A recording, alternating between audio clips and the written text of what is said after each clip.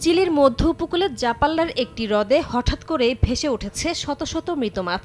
কার্পসহ বিভিন্ন প্রজাতির মাছ মৃত অবস্থায় ভাসছে এমন খবরে স্থানীয় বাসিন্দা ও পরিবেশবিদদের মধ্যে উদ্বেগ ছড়িয়ে পড়েছে।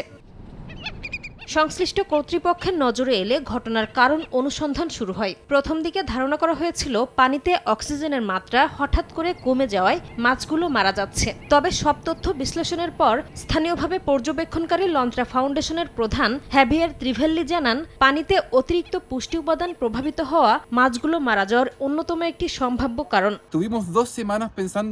2 সপ্তাহ ধরে আমরা ভেবেছিলাম এটি হাইপোক্সিয়া, অর্থাৎ পানিতে অক্সিজেনের মাত্রা কমে গেছে, কিন্তু নদীর মুখে পরীক্ষা করার পর দেখা যায় সেখানে অক্সিজেনের মাত্রা ভালো ছিল। তারপরও বিভিন্ন প্রজাতির মাছের মৃত্যু হচ্ছিল। আমরা ধারণা করছি জলাভূমির বাইরে থেকে অতিরিক্ত পুষ্টি উপাদান প্রভাবিত হওয়ার কারণেই এমন ব্যাপক হারে মাছের মৃত্যু ঘটেছে।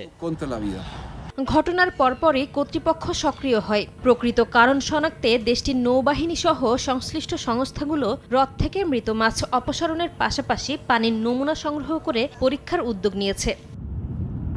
এমন পরিস্থিতিতে পরিবেশবিদরা সতর্ক করে বলছেন, দ্রুত কারণ নির্ণয় ও ব্যবস্থা নেওয়া না হলে এ ধরনের ঘটনা জলজ প্রাণবৈচিত্র্য ও স্থানীয় পরিবেশের ওপর দীর্ঘমেয়াদী প্রভাব ফেলতে পারে।